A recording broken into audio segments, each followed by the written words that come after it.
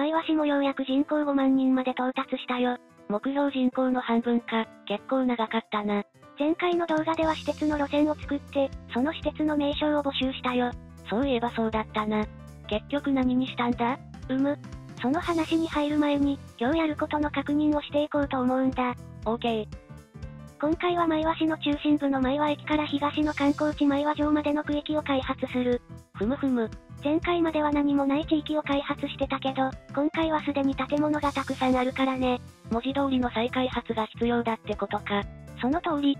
人口を減らさず再開発が必要なので、うまく建て替えを進めていこうと思う。了解。さらにこの区域には私鉄の支線も通すつもりだよ。城までの観光鉄道としたもんか。そうそう。さらにその東にある前和神社まで支線で結んでいくよ。城と鉄道と城下町か、某列車で行こう身が増してきたな。じゃ、まずは開発に必要な敷地を確保するために立ち退きと建て替えを進めていこう。または美住宅が建つのか。この辺は低層住宅が多いせいで土地が消費されてるからね。高密度住宅やマンションに人口を移していくことで、土地の収容効率を上げていくよ。正統派な都市の発展って感じだな。この辺りに手を入れるにあたっては道路も整備を進めていこうと思う。それだ。この辺の道路はぐちゃぐちゃだけど、どんな感じで整備するんだ？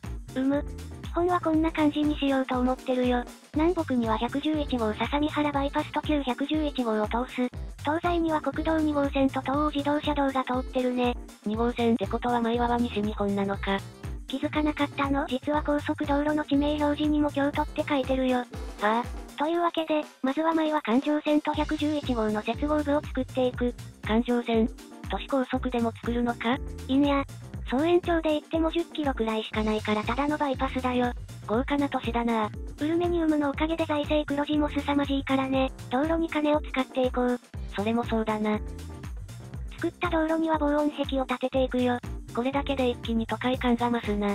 道路作ると間違いなく住民から苦情が来るからね。こうやって騒音対策するのも大事。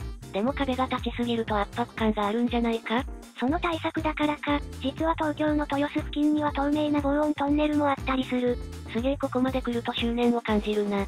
絶対に道路を通したい行政対絶対に道路を通したくない住民のバトルの結果だね。終わりなき戦いって感じだな。この辺は都心部に近いから2階建て形式のロードサイド店舗も作っておこう。あるわこういう店舗。本当はアセットであるといいんだけど、まだまだ足りないので PO するしかないね。今後に期待だな。接合部はこんな感じのランプにしておけばいいかな。路面表示がだいぶクソコラ感に溢れてるな。路面表示フォントが出てくれれば良いんだけど、現状みんな手作りするしかないからね。確か開発中の報告は上がってたよな。早くリリースされることを願おう。そんなわけで、平沼本町一帯の開発が完了。かなり都市化が進んだ感じになったな。環状線の内側は前和駅徒歩15分圏内だからね、それなりの都会になるんじゃないかな。線路や道路の隙間で微妙に使いづらそうな場所は自治体の土地ってことにしたよ。学校や水道局と公園か、うまい埋め方だな。まだ交通量はそれほどないけど、今後町がさらに発展すればそれなりになるかと。交通対策は渋滞してからじゃ遅いからな。こう見るとタワマン群がかなり立派に見えてくるな。ラン開発が進んでタワマンが立ちまくる新幹線駅、地方でも結構あるあるだと思う。わかる。この辺のマンションは結構騒音に悩まされそうだな。道路沿いの家の宿命だから仕方ないね。前は駅の入り口から111号線を見るとこんな感じになるよ。高架の新幹線が地方都市のいい味を出してるな。あと駐車場のあるホテルね。高架下のレンタカーやも地味にポイントが高い。給油する場所が見つからなくて市内を3周くらいしそうだけどね。レンタカーあるあるだな。最終的に見つかった日曜営業のガソスタがフルサービスで超高い。ナンバーで行くと何も言わなくても満タンにしてくれるので星4です。さて、それじゃあいよいよ前和城方面の観光開発をやっていこうか。まずは私鉄の支線を作るとこからだな。支線は前和駅を出てから市内東部を経由して前和城、さらには前和神社まで行くよ。駅間短めの生活路線って感じになりそうだな。そうだね、線路は単線で運転系統は完全に分離するよ。とりあえず駅を置いたので仮開通させてみよう。走行はあんまり問題なさそうだな。ただ、2両編成が常に満員で、乗客が駅から溢れかけてる。なんでそんなことに。未開の地に鉄道が通ったからみんな珍しがってるんじゃない？いや、これはどう見ても輸送力不足だろ。なら運賃値上げしてみるか初乗り500円くらいに。どこぞの高速鉄道も真っ青な料金設定だな。まあ、冷静に考えるとバス路線も何もない状態だし道路も未整備だからだね。ならバスでも走らせるか。そうしよう。大通りのバス停は濃紺のオフセット機能を駆使してこんな感じで生やしていける。面倒だけどリアリティが増すやり方だな。ただこれ乗用車もバス停に入っちゃうのが問題なんだよね。なので TMPE でレーンごとに規制をかけてバスしか通らないようにする。バスの路線はほっとくと路地裏を走ったりするから、路地裏はバスに規制をかけてちゃんと大通りを走るようにする。バス停はこんな感じで8個くらい作って、所要時間は鉄道の倍くらい。客を細かく拾っていく感じだな。よし、バス路線も設定したしこれで安心だろう。いや。あら。まあ前は城の近くはこれから大規模再開発をするからね。乱立してるビル群も全部整理するし、少しは落ち着いてくれるといいな。そういうことにしておこう。それじゃあ前は城の政策に入っていくよ。そもそも前は城ってどういう城なんだ？この付近を治めていた当主の城という設定だね。なるほど。前は氏はその昔上もみ氏が治めていたのだけど、江戸時代の一国一条例で城が壊されてしまった。ささみ国になってしまったからか。その通り。今ある天守は戦後に再建されたものという設定だね。模擬天守ってやつだな。そもそも城が山の上にありすぎるからね。この城で国を治めるのはちょっと不便。江戸時代くらいになると戦も減ったから、防御重視よりも利便性重視になるんだよな。ところでこれは何を作ってるんだ？何って、地獄の階段上りだけど？何段あるんだよ。この階段プロップは1個が27段ある。それが22個使われてるので、594段か、もはや登山だな。香川県のコンピラさんが785段だしいけるいける。ギブアップした人は途中からでもバスだな。頂上には大したものがないので何か建ててあげるか。これは何の建物だ？モダンジャパンに登場するサービスエリアだね。すごくよくできたアセットだな。誰が作ったんだろう。さらにこの近くにはいくつか建物も置いていく。今度は何を？美術館と植物園。なるほど。城、美術館、植物園と3点セットで修学旅行先に大抜擢よ。全部集中してるのは教師にとってもありがてえ。修学旅行を受け入れるためのバス駐車場も作ってあげよう。植物園はバニラのアセットをベースに広げて作っていく。しかも今回は前は始発のパークエリア指定。初めて5年目にしてついにパークライフを使うのか。入場料を取るのは健全財政の第一歩って聞いた。すでに十分すぎるくらい黒字なんだがな。というか、ちょっと敷地が狭くないか？わかる。まあ、料金が安めってことで。城と博物館と植物園まとめて1000円とかなら良いかもしれないな。広すぎると1個行くだけで疲れるのは間違いないからね。植物園というかフラワーパークって感じだな。入場料も300円くらいに下げておこう。ここの空き地は民族資料館と水辺でも置くかな。水なんか置いて大丈夫か？多分ね。水の量を 0.01 にして浅くしておけば大丈夫なはず。あとは周りに遊歩道を置いてあげればそれだけで水辺の公園になるね。年に1回は転落事故が起きてそうだな。浅いから大丈夫。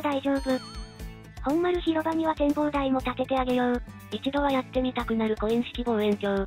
もちろんしっかり配置しておくよ。よく見たら594段の階段を登ってる人もいるよ。自分で作っといて自分でドン引きするなや。私ならタクシーだね。メタボになるぞ。さて、あとはふもとの町を作るだけだな。ふもとはどんな感じにするんだ？ふもとはよくある宿場町みたいな感じにするよ。旧街道だったということで、駅はちょっとおしゃれな駅舎を使って他の駅と差別化しておこう。これだけで観光地感が出てくるな。面倒でもタイルを張っていくだけでだいぶそれらしさが増す。確かに貼るだけで雰囲気がぐっと変わるな。あとはコマさんの建物を中心にひたすら建物を置いていくよ。観光地っぽい店もかなり増えたからな。こんな感じかな。おお、だいぶそれっぽい観光地になったんじゃないか。でもななんか足りないんだよな。何が足りないんだ？観光地感というかそんな感じ。難しいことを言うな。例えば、ここへ来てようやくブレンダータイムか？こういうものとか、こういうものとか、こういうものも、というわけで観光地向けプロップが完成。これを配置するだけでだいぶ観光地っぽくなりそうだな。試しにこの通りに置いてみよう。さらに今回はこのパック向けにコマさんから木刀のアセットももらったよ。修学旅行で男子が買うやつだな。帰りの空港で没収されるまでがワンセット。短い生涯だったね。さて、これでだいぶそれらしくなったかな。これは圧倒的な臨場感。通りに物を置くだけでかなり臨場感が変わるね。この城がある山は愛宕山と名付けることにしよう。全国どこにでもある感じがいいな。なので私鉄の駅は愛宕山口駅に決定。最寄りっぽく聞こえるけどめちゃくちゃ歩かされるやつだ。結局私鉄の名前は何にするんだ？そうそう、それだ。前回の動画のコメント欄で募集した私鉄の名称は、合計で113個の提案が来たよ。かなり数が多いな。で、そのうち前は急行が10件、阪急電鉄が9件でほぼトップ。前は電鉄が7件、前は鉄道が6件と続いたよ。なるほど、結構偏ったな。なので名前は前は急行電鉄に決定とします。なお略称は阪急電鉄で、記載されている名称も基本これ。絶妙にありそうなロゴ出てきたな。これを駅に貼り付けてあげればオリジナルの鉄道会社が完成ってわけよ。ということでこの路線は阪急電鉄愛宕線ということになる。おや、なんだこの車両は。こちらはスカジュン市の協力で愛宕線仕様の阪神電車を提供してもらったよ。とんでもなく細かいモデルだな。通常仕様の車両は近日中に公開らしいので楽しみに待っていてくれよな。そんなわけで、愛宕山付近の開発が終了。愛宕山は標高150メートルの丘陵で、旧前は城の天守、道の駅、現代美術館、植物園などがあるよ。特に本丸広場からの眺めは絶景で、前橋のほぼ全景を見渡せる。こう見ると廃墟化はだいぶマシになってきてるな。街がだいぶ駅を吹き返してるからね。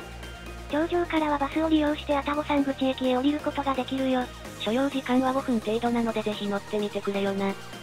愛宕山口駅は前は駅から阪急電鉄で10分程度、2両編成のローカルな電車旅をお楽しみいただけます。駅前商店街は旧宿場町として発展した街並みが残るよ。木刀や名前入りキーホルダーのお求めはぜひこの街で。通りの向こうには段数594段を誇る愛宕山大階段もあるよ。体力に自信のある人はぜひトライしてみてくれよな。そんなこんなで、今日の動画もそろそろ終わりの時間が近づいてきたわけだが、今回はだいぶ観光地らしい観光地ができたんじゃないかな。観光客もだいぶ増えたんじゃないか？そうだね。週間観光客数の数字を見てみようか。おうよ。233人。マジか数自体は増えてるから確実に効果は上がってるんだけどね。改善の余地はあるってことか。なので次回からは、観光客を一気に呼び込む方法を考えて実践してみようと思う。人口も増やさないといけないしな。というわけで次回2回は、前和駅南口とフェリーターミナルを整備していくよ。ついに前橋も国際港になるのか。次回も気長に待っててね。了解。水木氏のアーカイブ全部見返しとくわ。